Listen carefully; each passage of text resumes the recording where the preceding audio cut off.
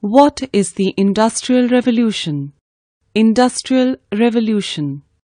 The Industrial Revolution began in England in the early 19th century. The steam engine made it possible to run big machines.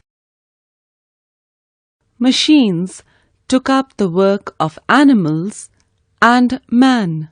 Goods could be produced in large quantities now. They were cheap and of good quality. The demand for the goods increased. This led to the beginning of the factory system. People from villages came to work in these factories and big towns grew. The change from handmade goods to machine-made goods is known as the Industrial Revolution.